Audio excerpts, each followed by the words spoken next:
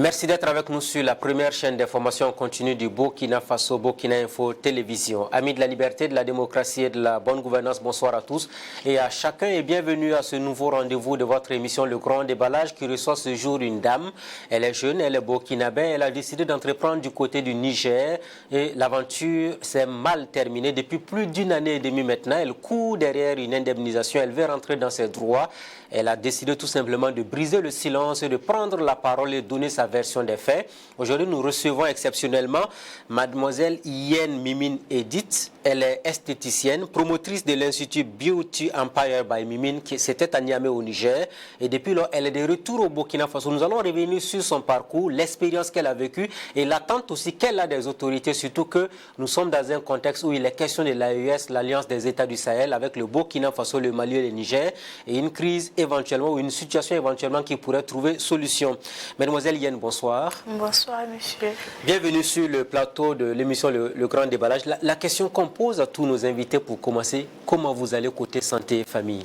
Oui, ça va, je peux dire ça va par la grâce de Dieu. La famille, ça va. La famille, ça va? Oui. Ça va beaucoup? Oui, ça va. Je l'ai dit à l'introduction, vous êtes esthéticienne, vous avez créé même un institut de beauté du côté du Niger. Alors vous et puis l'esthétique, comment ça a commencé cette aventure-là? L'esthétique, je suis passionnée de l'esthétique et j'ai suivi des formations pour être professionnelle dans ce milieu. Voilà, donc j'ai parcouru pas mal d'écoles d'esthétique un peu partout au Maroc, en Tunisie et un peu en Turquie. Maroc, Tunisie, quand vous avez été dans ces pays, c'était pour apprendre quoi exactement? Au Maroc, c'était pour apprendre le hammam, tout ce qui est gommage corporel. En Tunisie, c'était tout ce qui était drainage lymphatique, c'est-à-dire les massages post-opératoires. Donc en Turquie, c'était plus pour me perfectionner dans le domaine des achats et un peu de l'esthétique aussi, faciale. Donc, et acheter aussi quelques appareils de dernière génération qui se trouvaient uniquement qu'en Turquie. Alors, Maroc, Tunisie, des formations donc pour le massage, le gommage, et puis aussi, concrètement, est-ce que ça coûte cher de pouvoir faire ces formations dans ces pays-là?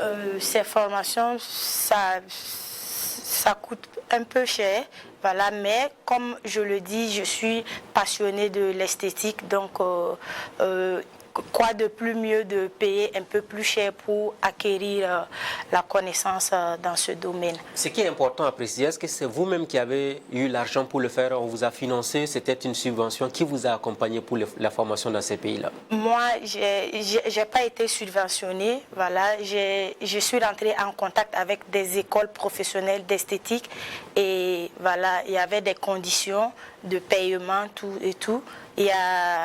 C'est comme ça maintenant, j'ai pris attache et je me suis préparée financièrement. Et j'ai des parents qui sont aussi dans ces différents pays, voilà, des cousines, des tantes qui m'ont hébergée pour que je puisse faire ces différentes formations. Donc c'est la passion qui vous a guidé vers l'esthétique. Exactement. Tunisie, Maroc et Turquie. Exactement. Et après la formation, vous avez décidé donc de rentrer finalement. Pourquoi vous avez décidé de rentrer pour exercer votre métier? Après, je décide de rentrer parce qu'il fallait montrer mon travail, il fallait montrer ce que j'ai fait et il fallait aussi dans le milieu que je me démarque. Donc, avec les connaissances que j'ai acquises. Donc, c'est ce qui m'a poussé de rentrer. Alors, rentrer, on va nuancer un peu les choses parce qu'au lieu de rentrer au Burkina Faso, vous avez opté d'aller au Niger. Pourquoi? Exactement. Voilà, quand je suis rentrée au pays, j'ai opté pour le Niger. Tout simplement parce que au Niger, il y a pas mal d'instituts de beauté, mais il n'y a pas aussi d'instituts de beauté professionnels. Voilà, où les gens se sont vraiment fait former, où vraiment les services, les prestations sont vraiment faites par des professionnels. Donc je décide de m'installer, d'aller faire mon institut de beauté au Niger, à Niamey. Et d'autant plus que Niamey-Ouaga, c'est moins de 500 km. Donc, c'est toute cette raison qui m'a poussé à aller m'installer au Niger. S'installer au Niger, il fallait avoir du matériel et tout. Est-ce que vous aviez eu à investir énormément d'argent pour vous installer? Oui, pour mon installation, vraiment j'ai investi beaucoup de millions. Environ combien? Est-ce que vous avez un chiffre approximatif? J'ai investi à peu près 18 millions pour mon institut de beauté. 18 millions de francs CFA. Oui. Alors, est-ce que c'est parce que vous avez travaillé pour avoir cet argent ou bien vous avez eu cet argent-là pour vous installer au Niger? Alors, moi, j'avais un peu d'argent. Il y a eu le soutien aussi de ma famille et aussi j'ai des partenaires qui m'ont aussi aidé, voilà. Donc, à la réalisation de ce projet. Et pour les 18 millions, c'est uniquement le matériel ou bien c'est la location de la salle, la papyrasserie? Est-ce que tout était dans le même lot pour les investissements? Oui, pour les 18 millions, c'est pour le tout. La location, le matériel et tous les papyrasses qui y vont. Voilà, c'est le tout. C'est en global qui fait les 18 millions. Alors, une Burkinabé qui décide de s'installer au Niger, comment ont été les premiers pas quand vous êtes arrivé? Est-ce qu'il fallait faire les documents? Est-ce qu'il fallait une procédure spéciale pour avoir les agréments et autres? Oui, effectivement. Avant même de commencer à chercher un local, étant moi-même étrangère, je suis consciente, il fallait que je fasse d'abord les papiers. Et là, je me suis dirigée vers la maison d'entreprise au Niger et j'ai fait tous les documents nécessaires. Voilà, donc, et moi-même personnellement, j'étais légalement, j'avais les documents légaux pour être au Niger et ensuite pour mon entreprise, j'ai dû faire des papiers pour que l'entreprise soit légale vis-à-vis des autorités nigériennes. Et j'ai acquis ces documents qui sont là avec moi. Et des documents qui s'affichent à l'écran et les gens regardent avec voilà. nous. Allez, continuer pour la suite. Donc, c'est comme ça, j'ai eu des documents et c'est comme ça que j'ai commencé petit à petit à chercher un local.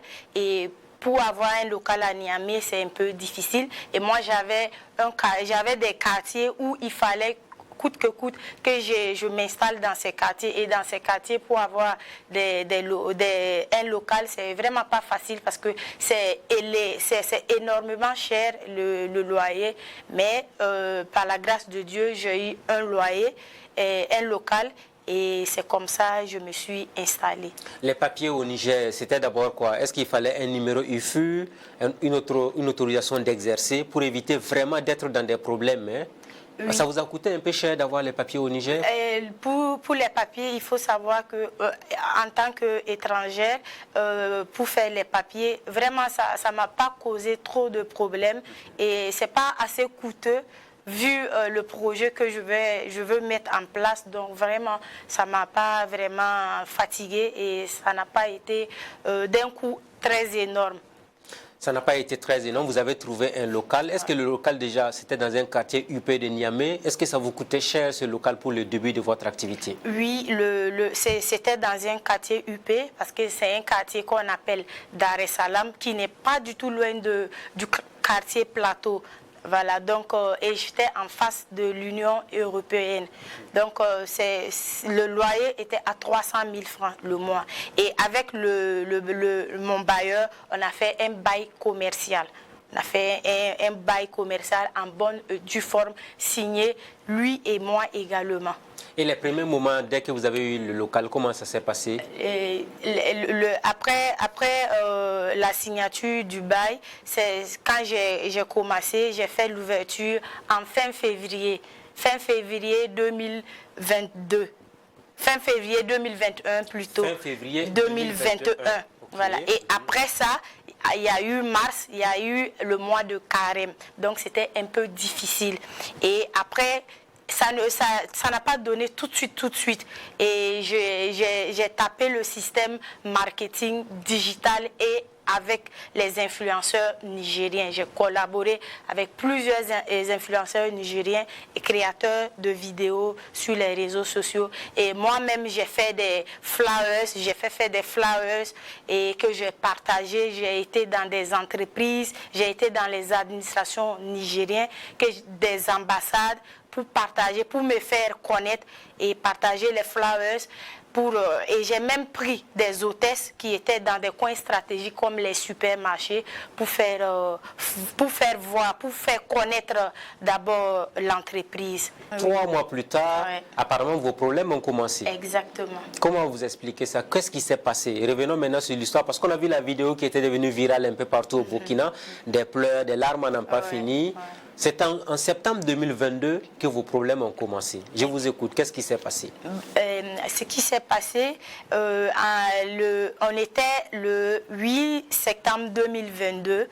Un monsieur m'appelle, comme je le dis, c'est sur rendez-vous. Il m'appelle, il me dit, sa femme a vu ma vidéo sur les réseaux sociaux et elle est intéressée par mes services. Je lui dis ok. Et ce qui n'est pas anodin, c'est pas le premier homme qui m'appelle pour prendre rendez-vous pour sa femme ou pour le couple, disons.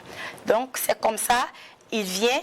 Je lui donne le catalogue pour qu'il puisse regarder et il choisit les prestations que sa femme veut faire. Et c'est ainsi il paye. La prestation de sa femme s'élevait à 80 000 francs. À 80 000 francs. Et c'était pour 3 prestations. Et il s'en va. Quand il s'en va, avant de partir, je lui dis, appelle ta femme et explique-lui que tu as déjà payé, soldé.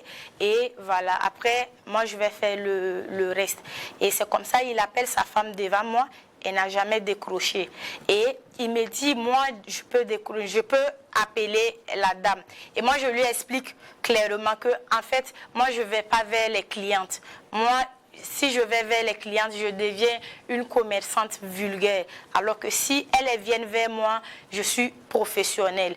Voilà. Et c'est le monsieur qui a décidé de vous donner le numéro de son épouse. Exactement. Okay. Oui, c'est comme ça. Moi, j'appelle devant le monsieur.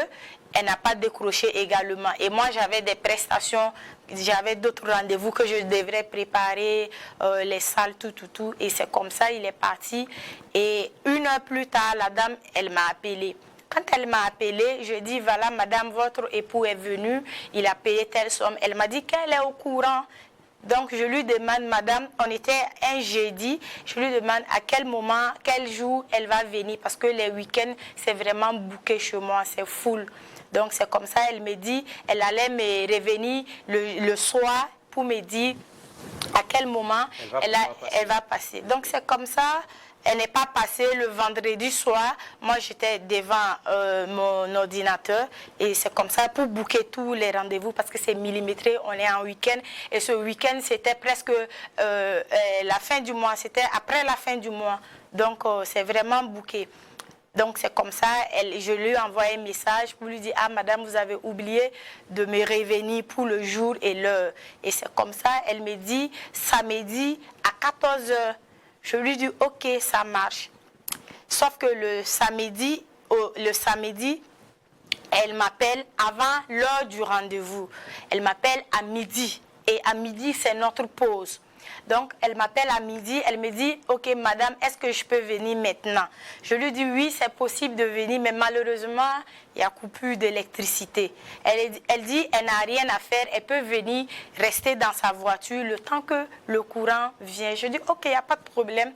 Et c'est comme ça, je lui indique l'endroit au téléphone et ensuite, je prends le soin de lui envoyer la localisation. Et c'était la première fois que vous devez voir cette dame. Oui. Hein? Pendant tout le processus, vous ne vous êtes jamais vu. Jamais. Ce n'est que son mari que vous avez rencontré. Exactement. Donc, vous avez rendez-vous à 12 h et vous lui avez envoyé la localisation pour qu'elle rejoigne votre institut. Exactement. Et la suite, ça donne quoi? Et la suite, moi, il faut savoir qu'avant de venir dans mon institut de beauté, j'ai jusqu'à 2 plaques d'indication. Et c'est vraiment pas du tout caché. Et les plaques sont assez grandes et j'ai jamais eu de problème des clientes qui se sont pas retrouvées.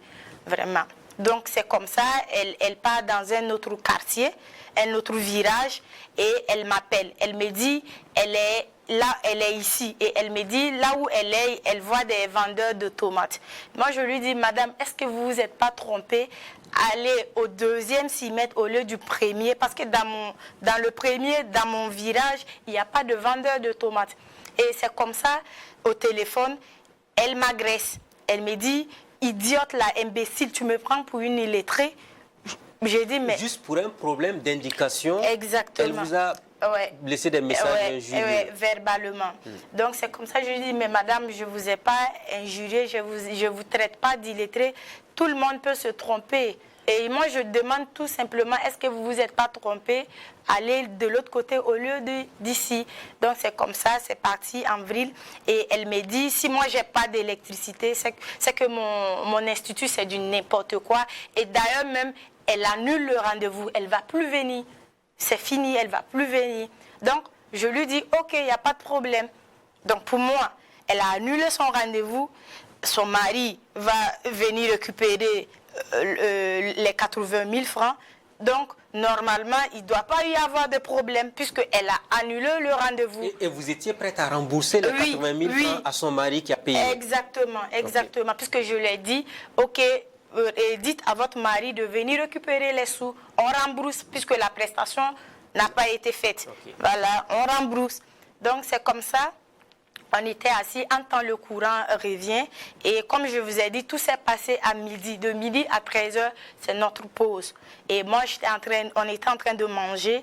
Et après, on entend la porte sonner. Quand mon assistante part ouvrir, de l'intérieur, moi j'entends, imbécile, idiote, là, c'est avec toi que j'ai parlé au téléphone. Donc mon assistant dit non, c'est pas avec elle, puisque c'est pas les assistantes qui décrochent le téléphone. C'est moi-même, je prends le soin de décrocher parce qu'il y a une manière de parler que je ne veux pas que mes clients, parce que mes clientes, c'est vraiment haut de gamme. Donc c'est moi qui prends le soin de répondre au téléphone et aux messages. Dès qu'elle est arrivée, à peine on a ouvert la porte, elle a commencé à encore insulter. Exactement. Donc, mon assistant dit non, c'est pas avec moi, ça doit être avec la patronne. Et moi, je sors, j'avais des claquettes, on ne rentre pas avec les chaussures dans mon institut, il y a des claquettes que je donne. Et moi, je prends les claquettes et je m'arrête au niveau de la porte. Et dès qu'elle me voit, elle m'indexe, elle me dit, c'est avec toi, j'ai parlé au téléphone. Je lui réponds, oui, madame, c'est avec moi, vous avez parlé au téléphone. Prenez les claquettes, rentrez, on va vous servir du thé, un truc comme ça, de l'eau. Et on va parler, on va se comprendre. Donc, c'est comme ça. Elle était très, très énervée. Elle était très énervée. Elle vient vers moi pour la première fois. Elle vient jusqu'à moi et elle me, je ne sais pas comment on appelle ce geste, avec son doigt sur mon front, elle me fait ça. Et elle me dit, tu ne sais pas qui je suis, je vais t'enfermer, je vais faire fermer ton institut de beauté étrangère, idiote. Pourquoi tu n'as pas fait ça dans ton pays et tu viens faire ça ici? Vous venez chercher l'argent dans les pays des gens et vous répartez. Tu vas voir de quoi je suis capable, tu ne sais pas qui je suis. Et elle me crache sur mon visage une première fois. Je ne réplique pas, on était docile, zen, et on était toujours dans la négociation, mon assistante et moi. Et une deuxième fois, elle me crache dessus. Et quand elle me crache dessus, moi, humainement parlant, je perds le contrôle parce que j'étais très calme, malgré tout ce qu'elle a fait, toute la scène. Et moi, je perds le contrôle. Moi aussi, je crache sur elle. Et moi, comme je l'ai dit, c'était à midi. Moi, on était en train de manger. C'était du croissant qui était dans ma bouche. Et c'est là, maintenant, la dame, elle sort son téléphone. Après m'avoir mis dans un état colérique, puisque et après, elle sort son téléphone et elle filme. Elle filme la scène? Oui, elle filme, elle jette un téléphone à terre, elle jette son sac à main, elle enlève ses chaussures, elle filme et elle me filme, moi étant sur mes nerfs, puisque j'ai été très calme du début et elle m'a poussé à bout au fait. Et donc moi, et même dans la vidéo qu'elle a faite, et moi il y a des paroles que moi je lui disais, que si on prend un expert en vidéo, ils peuvent tout examiner. Donc c'est comme ça, elle répare. Elle filme, elle me filme et elle répare. Et dans la vidéo, je lui disais, viens fermer, on va voir. Parce que ce sont les paroles qu'elle m'a dites avant de faire sa vidéo. Donc, c'est comme ça, elle part. Et quand elle part, même pas 2 minutes plus tard, son fameux mari vient. Et son mari, il me fait comprendre au départ, il m'a dit que c'est sa femme. Et quand l'histoire se passe, il vient pour récupérer les sous. Il me dit, en fait, lui, c'est son coursier. Et je dis, ah, d'accord, il n'y a pas de problème. Donc, moi, je remets le sous. Pour moi, c'est fini. Pour moi, c'est fini. Vous avez remis donc les 80 000 francs au monsieur qui avait payé. Oui. Et le monsieur n'était pas l'époux de cette dernière en question. Finalement, il est le coursier du monsieur. Alors que quand il est arrivé dans votre institut, il s'était présenté comme l'époux de cette dernière en question. Exactement. Et ce même monsieur qui est coursier m'a dit que la dame, elle est comme ça. Qu'elle est comme ça. Donc, pour moi, c'est fini. Et moi-même, j'étais prête à aller au commissariat, aller faire les déclarations. Sauf que quand le monsieur vient 2 minutes après le départ de la femme, quand lui, il ressort, même pas 5 minutes, la police est devant ma porte. La porte de mon institut. La police nigérienne. La police nigérienne. Oui. Et on entend les bruits. Et quand moi je sors, je vois même, il y a un policier qui essayait d'escalader le mur. Et dès que les policiers, je signale que ces policiers, c'est 5 policiers, plus la dame. Et quand je vais vers la porte, il y a un gris. Et c'est comme ça, je vois mon voisin, je vois la dame et je vois les policiers. Est-ce que le monsieur, justement, avant de continuer l'histoire, est-ce que le monsieur qui a récupéré les 80 000 était là? Non. Le monsieur n'était pas là? Non. La dame, est-ce qu'elle vous avait confirmé qu'elle avait reçu l'argent? Non. On n'a pas parlé d'argent. Quand vous êtes sorti? Quand moi je suis sortie, il y avait déjà la police, on n'a pas parlé d'argent. Le monsieur n'était pas là, non. On n'a pas parlé d'argent. Oui, la police est venue maintenant. Est-ce que la police vous a montré un mandat ou est-ce qu'elle vous a interrogé ou quelque chose comme ça? Rien du tout. Devant ma porte, la police est venue. La première des choses que j'ai demandé, c'est la convocation. Et ils m'ont dit, eux, ils sont chez eux, eux, ils font ce qu'ils veulent. C'est ce que les policiers nigériens vous ont dit? Oui, c'est ce que les policiers nigériens m'ont dit. Et c'est comme ça, moi, mon voisin dit, ils sont venus même avec la menotte. Ils voulaient même me menotter. Et c'est le voisin qui s'interpose. Il dit, lui, il ne sait pas ce qui s'est passé, mais du moment où il ne sait pas quelque chose de grave, lui, les policiers peuvent partir et maintenant, lui, il va m'amener. C'est comme ça, la dame dit niet. Les policiers voulaient partir. La dame dit niet. C'est forcément les 5 policiers qui vont m'amener. Et lui, il dit, lui, il n'y a pas de problème, mais il ne faudrait pas qu'il me menotte. Donc, c'est-à-dire que ni c'était l'intervention de mon voisin, ils allaient me menotter. Donc j'embarque, mon voisin dit, récupère tous tes papiers, ton passeport, tout, et vas-y, moi-même je vais suivre pour comprendre l'affaire. Et c'est comme ça, il m'embarque sauvagement, vraiment avec une brutalité qui ne dit pas son nom. J'étais assise derrière et on est arrivé au commissariat. Le commissariat, c'est le commissariat d'un quartier qu'on appelle Nyantala. Un quartier de Niamey qu'on appelle Yantala. Oui. Okay. La dame était là toujours? Oui, la dame était là. Et là-bas, on a retrouvé le monsieur qui est venu récupérer les 80 000. On l'a trouvé là-bas.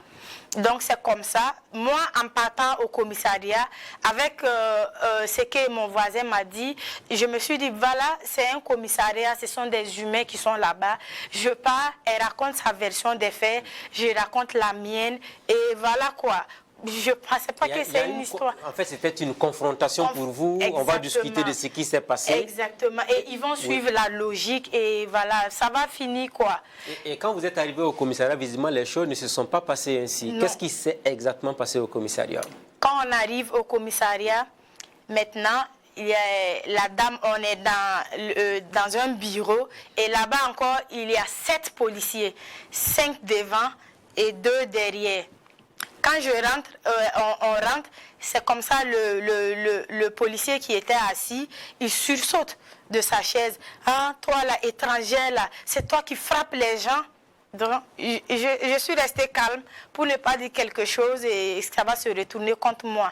Avant de partir, je signale qu'il y avait mes voisins, ce n'est pas un voisin, mes voisins, c'est des responsables. Et il y avait une cliente que j'ai appelée, une grande dame que j'ai appelée, elle était au commissariat. Donc, maintenant, il parle en Zerma, moi je ne parle pas le Zerma. La dame explique et maintenant, elle explique en Zerma, moi je ne sais pas ce qu'elle dit. Et maintenant, le policier, je me suis calmée, je me suis dit, ils vont me donner la parole et je vais expliquer. Sauf qu'ils ne me donnent pas la parole et la dame, elle enlève, elle avait une chaîne et un téléphone, le même téléphone qu'elle-même, elle a jeté par terre dans mon institut Baudet. Elle a dit que j'ai gâté son téléphone et sa chaîne avec bout d'oreille. Donc la chaîne qu'elle présente, c'est une très longue chaîne avec pendatif et les bouts d'oreille. Donc la chaîne, ma cliente que j'ai appelée, qui était venue, elle a même pris la chaîne. La chaîne faisait vraiment du bruit. C'était pas de l'or. Et c'est là, moi je prends la chaîne et je dis en français, la chaîne-ci n'est pas de l'or. Moi je suis d'une région du Burkina, je suis de Gawa. Et là-bas, tout le monde, presque tout le monde, a déjà manipulé de l'or, que je connais de l'or et ça, c'est pas de l'or. Et c'est ce que vous lui avez dit devant tout le monde? Oui, devant tout le monde. Les voisins, ils étaient là, eux-mêmes, ils ont vu, eux-mêmes, ils ont dit, même en Zerma, que c'est pas de l'or. Donc c'est comme ça, maintenant, la dame, elle rentre dans le bureau du commissaire. Et moi, j'étais là. Et ensuite, je la vois démarrer sa voiture et moi, on me garde. Et moi, je demande pourquoi on me garde. Je veux savoir les raisons. Et s'il faut que... je sais pas, il faut une garantie, un truc comme ça, pour que moi on me laisse parce que je ne trouve pas vraiment la raison pour laquelle on me garde. Donc moi je me suis dit, voilà, jusqu'à le soir ils vont me relâcher. Sauf que le soir on ne me relâche pas.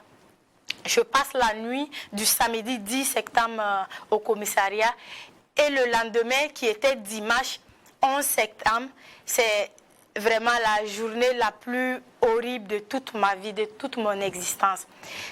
Le commissariat de police de Yantala à Niamey, c'est important. Oui. Qu'est-ce qui s'est passé justement quand vous dites que c'est la journée la plus horrible de votre existence? Le dimanche, j'étais assise sur le banc, j'ai passé la nuit là-bas et un brigadier, un policier vient me dire que le commissaire lui dit de me mettre en cellule. Je lui demande, mais pourquoi? Qu'est-ce que j'ai fait pour qu'il me mette en cellule? Et c'est là, il dit, lui, c'est ce qu'on lui a dit. Donc, on me met dans une cellule, une toute petite cellule. Tous ceux qui ont été au commissariat Yantala savent, la cellule, elle est puante. C'est là-bas, les détenus chient, ils pissent, ils crachent là-bas, ils vomissent là-bas. Ils me mettent là-bas. Et ils m'ont mis dans une cellule où il y avait déjà des hommes qu'on avait détenus, dans la même cellule. Donc, on me met dans la cellule, il y a une sorte de fenêtre, c'est de là-bas, moi, je m'étais agrippée. Et c'est là, maintenant, quand je sens que même les détenus, eux, ils se sont repliés sur un angle, et moi, ils m'ont laissé la petite fenêtre. Et c'était là-bas, je pleurais le martyre, je pleurais, je criais. Et j'ai passé plusieurs heures dans la cellule, et je les ai dit que je suis asthmatique. Ils ne m'ont pas écouté, ils n'ont pas eu pitié de moi et il fallait tenter le tout pour sortir de cette cellule parce que c'était horrible, c'est puante, c'était vraiment ténébreux cette cellule, c'était insupportable et j'avais peur, même peur que les détenus me touchent parce que le commissaire et les policiers, ils étaient hors de là où nous sommes. Ils sont allés, il y a un arbre où ils font du thé. Là-bas au Niger, ils appellent ça fada. Eux tous, ils étaient là-bas. Donc c'est comme ça que je pleurais. Et j'ai eu l'idée maintenant de tenter le tout pour le tout, de dire que, je me suis dit peut-être si je dis je suis enceinte ou je débute, ils vont avoir pitié de moi, ils vont me libérer. Et c'est comme ça que j'ai tenté le tout pour le tout et ça a marché. Ça a marché, sauf que j'ai passé plus de 5 heures de temps dans la cellule. Je prends crampe, je n'arrive même pas du tout à marcher. Et je ne sentais plus mes pieds au fait.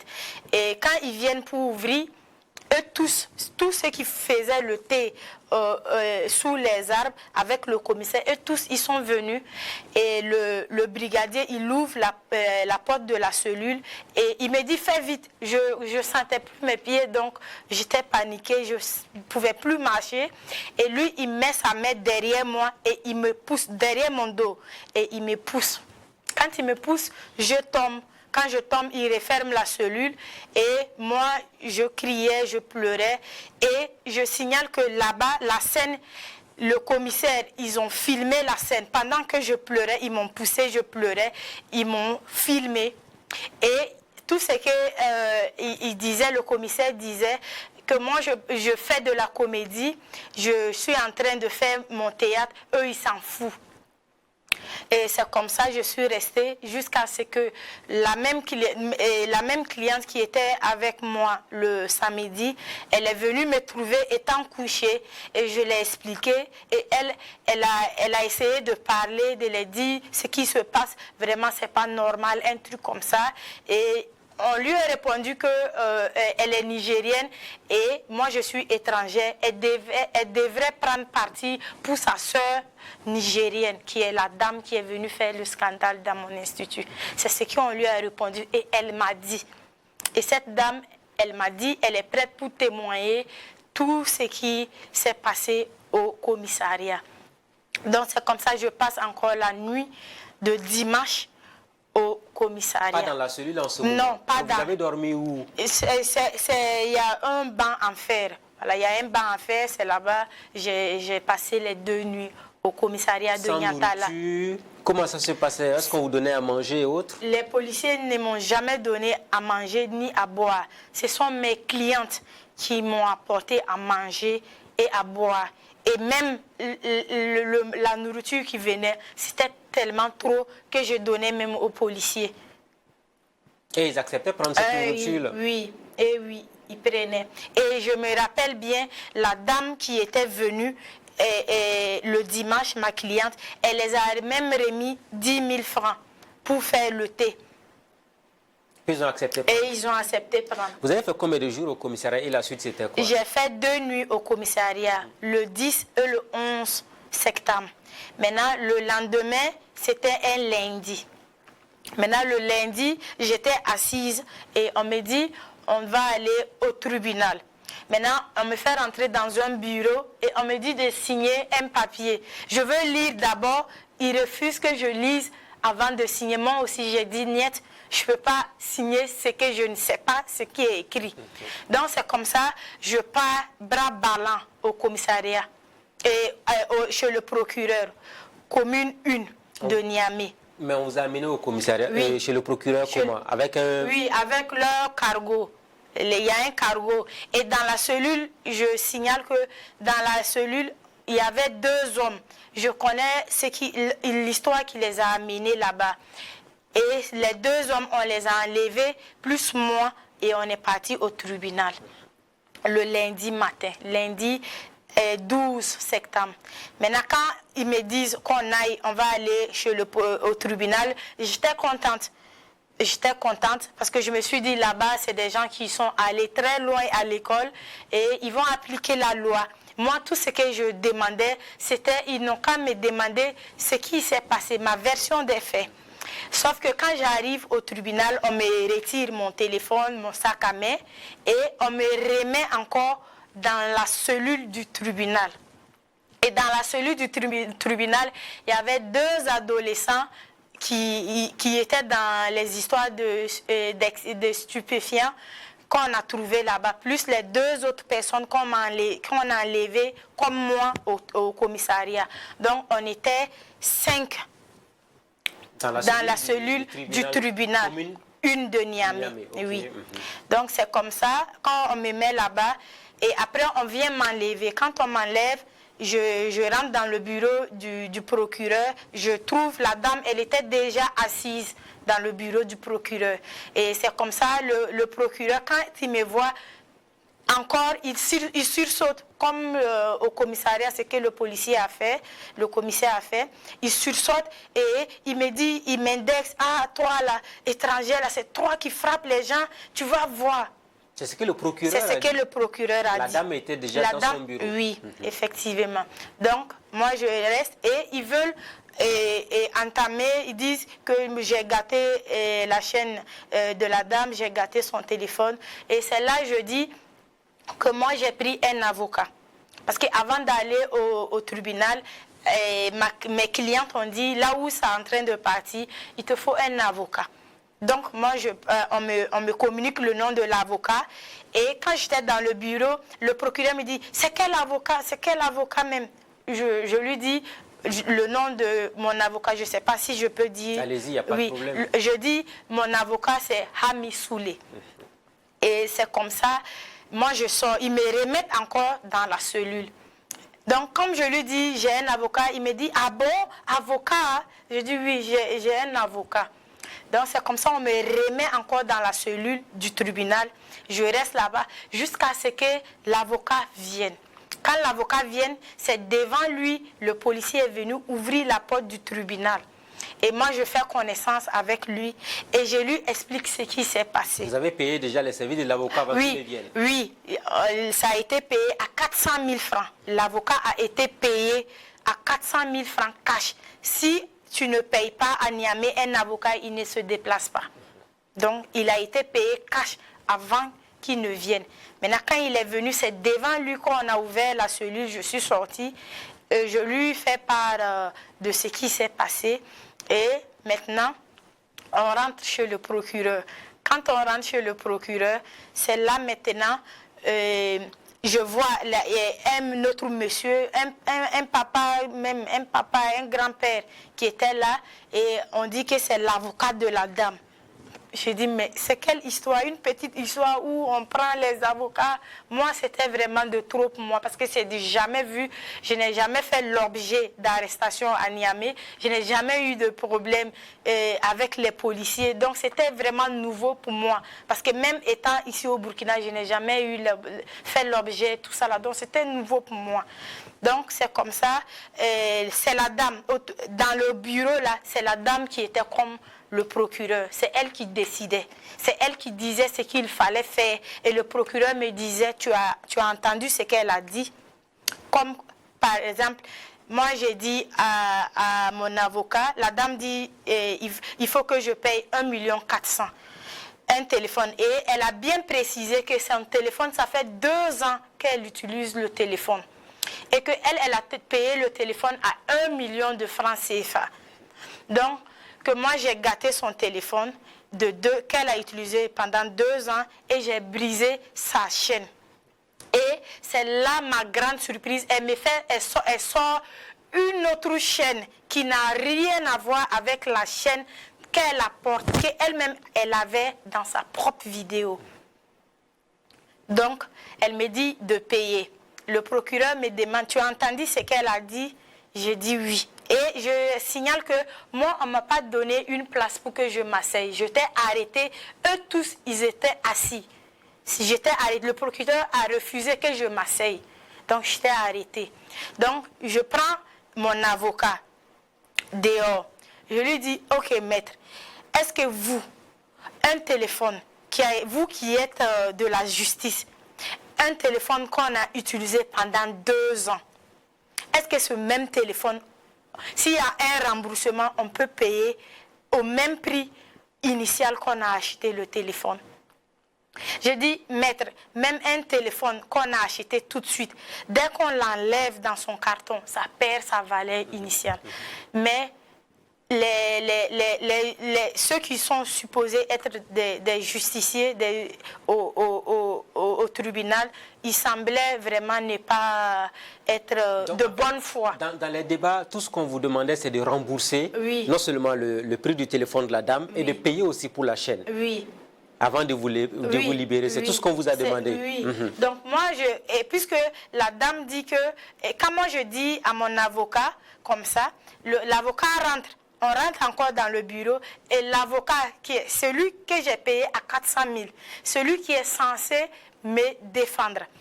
Et par ces termes, il dit au procureur, elle a dit qu'un téléphone utilisé pendant 2 ans. Il répète ce que moi je dis, mais en disant elle a dit. Donc ça m'étique. J'ai dit, mais c'est quel avocat, au lieu de dire ma cliente ou un truc comme ça, mais il dit elle a dit. Donc je sentais déjà la mauvaise foi dans cette fourberie. Et la suite, ça donne quoi? Et c'est comme ça. Moi, je dis, ok, il y a pas. Le procureur dit, si moi, eux, ils sont chez eux, eux, ils font ce qu'ils veulent. Moi, je ne vais pas les apprendre ce qu'eux, ils doivent faire.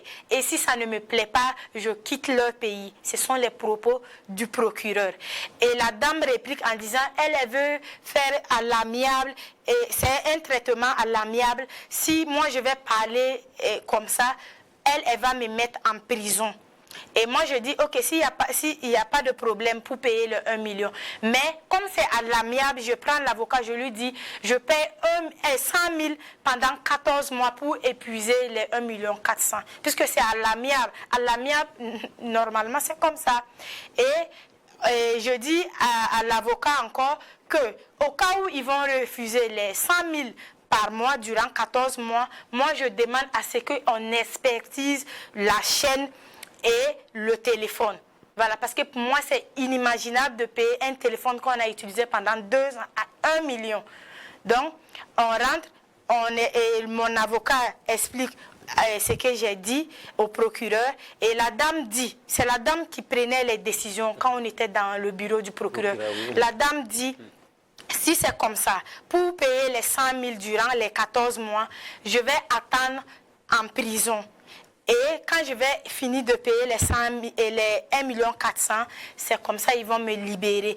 Ou bien l'expertise que je demande, ils vont me mettre en prison. Si l'expertise doit se faire dans 6 mois, dans 1 an, dans 2 ans, je reste là-bas d'abord. Avant, en fait, c'est pour dire que toutes les propositions que j'ai données, qui est censé être des propositions à l'amiable, ça a été... Tout a été rejeté. Tout a été rejeté par la dame et le procureur a accepté. Et le procureur a dit que non seulement, c'est pas à la prison de Niamey, on va me mettre, mais il y a une prison qu'on appelle Kolo au Niger. C'est là-bas ils vont me placer. C'est-à-dire à presque 50 km de Niamey. Donc, j'étais effrayée, vu le traumatisme que j'ai suivi le dimanche, je n'aimerais pas me retrouver. C'est-à-dire que la prison, ça sera pire. Donc, c'est là maintenant, je dis, ok, il n'y a pas de problème, parce que j'ai tenté le tout, pour l'amiable, ils ont refusé catégoriquement. J'ai compris que j'ai été verrouillée. Donc, il fallait payer pour ma liberté. Donc, je dis, ok, à l'avocat, s'il faille que je paye pour ma liberté, il n'y a pas de problème. Je vais payer le 1 million 400. Moi, je pensais que le procureur allait me laisser rentrer. Il va me donner une date et un délai que je vais venir verser le 1 million 400. Sauf que on était à 13h heure de Niamey. Donc, les banques sont fermées. Et le procureur me dit, je ne vais pas partir. Soit j'appelle des gens qui vont venir me remettre l'argent. Et je l'ai dit, moi je n'ai personne. Toutes les personnes que j'ai, ils sont au Burkina. Ce n'est pas facile de faire des virements d'argent comme ça. Donc il me demande, c'est quelle banque, c'est quelle banque?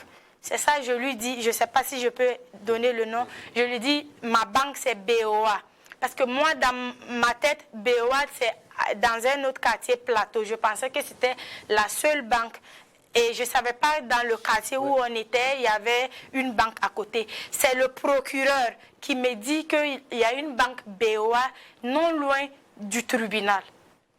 Donc, il me garde encore dans la cellule. Je reste dans la cellule avec les drogués. Je reste jusqu'à 15h. À 15h, le procureur, un policier vient ouvrir la porte de la cellule. Je sors. Quand je sors maintenant, le policier m'accompagne pour aller faire le retrait d'argent, arme à main, sur mon dos. Et quand on sort, il n'y a pas de voiture, le procureur n'a pas mis de voiture à notre disposition pour que je puisse aller faire la transaction des 1,4 million. C'est moi-même encore, je prends un taxi, je privatise un taxi et on part à la banque.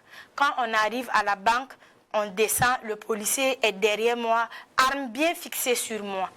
Et c'est là maintenant, tellement je suis traumatisée, même mon propre nom et mon RIB, même quand je dors et on me réveille, je connais, mais j'avais écrit mon nom avec des erreurs, mon RIB avec des erreurs. C'était vraiment... C'était très difficile. Très difficile. Et finalement, vous avez pu obtenir la possibilité d'avoir donc les 1,4 million.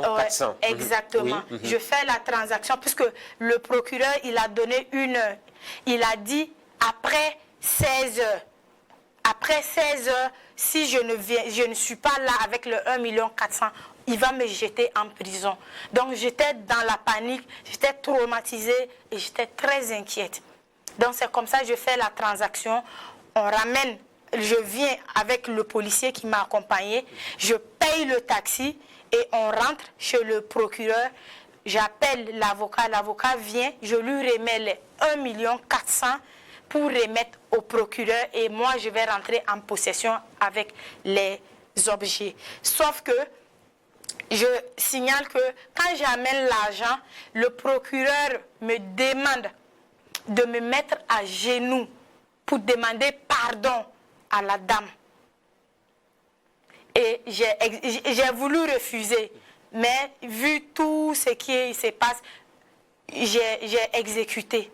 Je me suis mise à genoux, j'ai demandé pardon à la dame, un pardon que je ne vais jamais le faire si ce n'est pas sur pression. Je l'ai fait avec le 1,4 million dans la main que je les ai remis. Et finalement, comme ils ont vu que je parlais vraiment du droit qu'eux-mêmes ils devraient appliquer, ils ont compris que je connais un peu dedans. Et finalement, le téléphone, au lieu de 1 million, ils ont laissé le téléphone à 800 000. Donc, je dois prendre les... C'est ce téléphone justement qu'on voit à l'écran sur Burkina Info, c'est important. Exactement. Et j'ai demandé à ce que la dame m'amène les accessoires du téléphone, sont reçus, le reçu de l'or et l'or, la chaîne, voilà, la petite chaîne. Et maintenant, je devrais récupérer la somme de 200 000. C'est que l'avocat a dit devant le procureur. On était là, tous là. Et le procureur me dit, je finis de remettre les 1,4 million. Le procureur me dit, la dame va repartir avec les objets.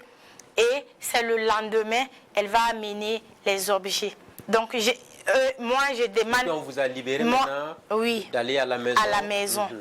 Puisque j'ai payé pour ma liberté, j'ai payé ce qu'il demandait. Mais vous avez insisté quand même pour qu'on expertise, que ce soit le téléphone et la chaîne en question. Exactement. Et ça a été fait? Non, ça n'a pas été fait, puisque le procureur, la dame a dit, si moi je vais parler d'expertise, avant de faire l'expertise, ils vont me jeter en prison d'abord. Et le temps que l'expertise va prendre, c'est ce temps que je vais passer en prison. Donc, en réalité, c'était du faux en fait. Oui. Que ce soit le téléphone, que ce soit la chaîne, vous avez payé 1,4 million, mais on sait pertinemment que la valeur ne vaut pas ça. Exactement. Alors, l'émission va un peu vers sa fin parce que c'est trop long. Déjà, on l'explique bien. Après, vous avez été libéré. Et comment vous avez quitté le Niger? Oui, j'ai été... On ne m'a pas remis les 200 000. Les objets, j'ai amené un acheteur d'or, un acheteur de téléphone devant le procureur. Ils ont pesé l'or. L'or ne coûte que 230 000 au lieu de 400 000 qu'ils m'ont fait payer. Et le téléphone, l'acheteur de téléphone me dit si j'arrive à vendre le téléphone à 50 000, j'ai gagné. Et suite à ça, je sors, je pars à l'ambassade.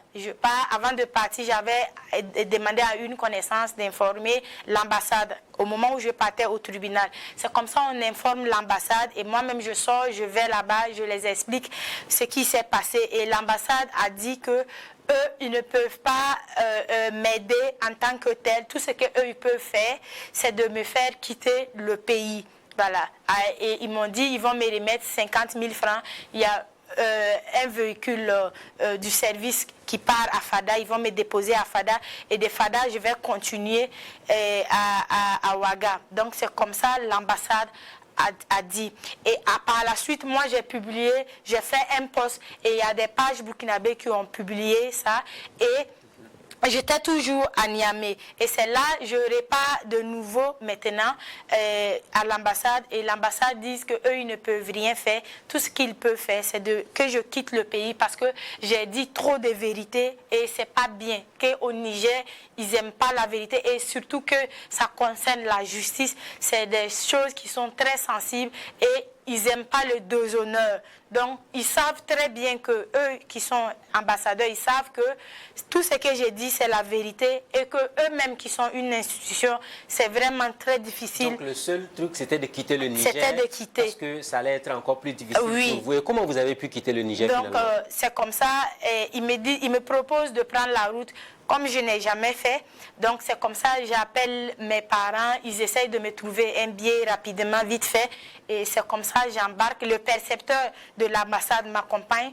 Et je prends le vol, je reviens à Ouaga. Et une fois à Ouaga, je fais une première vidéo avec une autre chaîne. Et c'est comme ça, l'avocat qui ne me décrochait jamais et qui m'appelle pour me dire que non, lui, il reçoit des enregistrements, que lui et moi... enregistrement d'appel et que c'est pas normal et le procureur il est très puissant comme ils me l'ont toujours dit, il est très puissant et il peut me faire un mandat d'arrêt. Et on part à l'ambassade du Niger au Burkina ici. On est allé, c'était une dame qui était la consulte. Limite, elle a dit que elle en diplomatie, elle n'a pas aimé ce que le journaliste a dit dans la vidéo.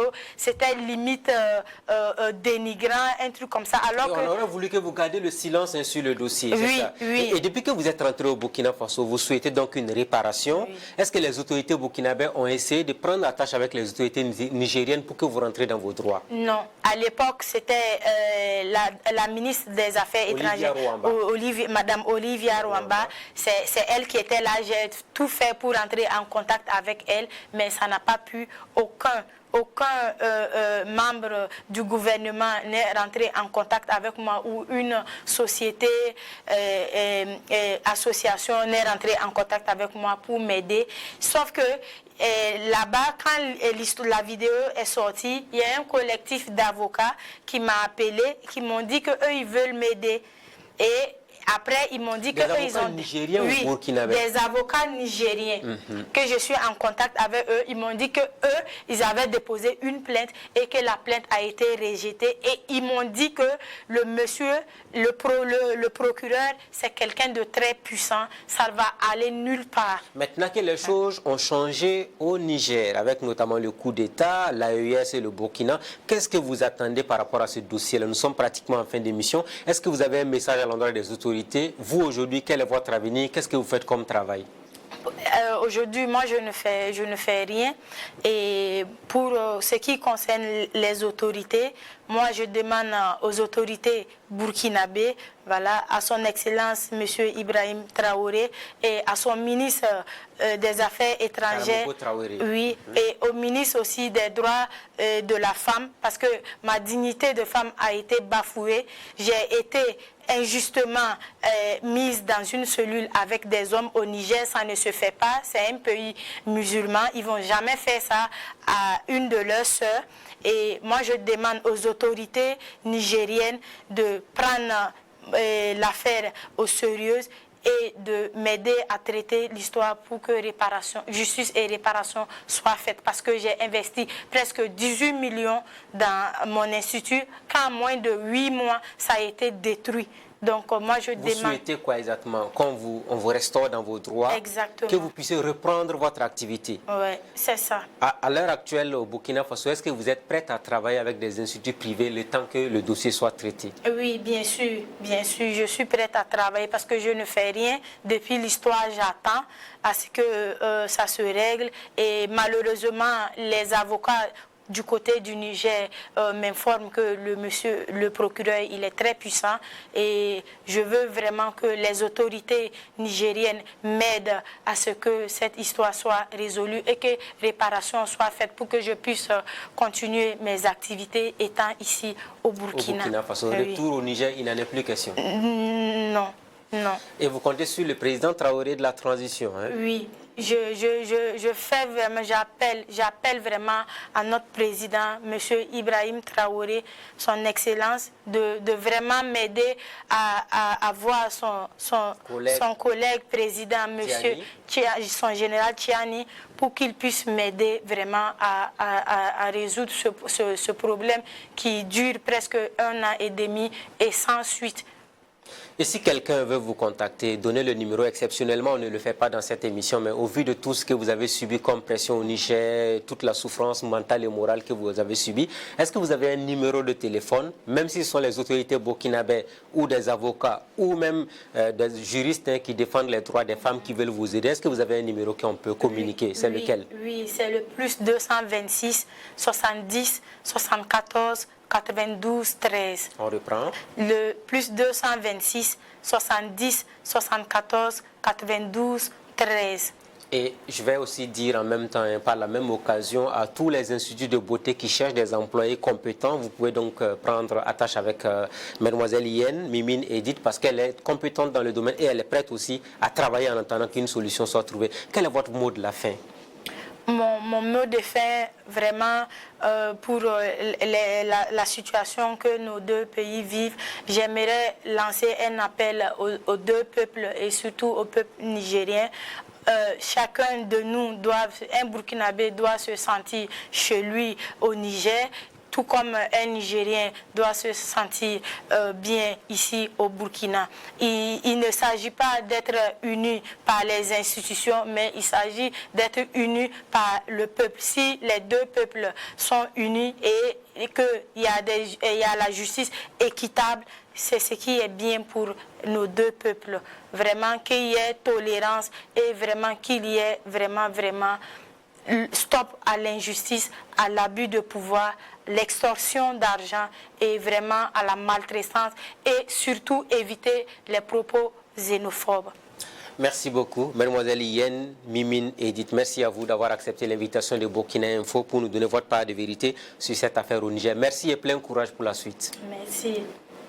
C'était donc, je l'ai dit à l'introduction naturellement de cette émission, sa version des faits pour ce qu'elle a subi du côté du peuple voisin et ami du Niger. On espère que les présidents, comme elle l'a elle-même dit, les autorités des deux pays vont se concerter. Elle a investi près de 18 millions. Ce fut un parcours de combattant et elle est sortie bredouille de cette affaire. Aujourd'hui, elle n'a plus d'emploi. Elle ne cherche que des perspectives pour aller de l'avant et être restaurée dans ses droits. Amis de la liberté, de la démocratie et de la bonne gouvernance, ainsi prend fin le rendez-vous de ce jour. On se dit rendez-vous la semaine prochaine avec un autre invité. D'ici là, restez fidèles au programme de Burkina Info. Bonsoir chez vous.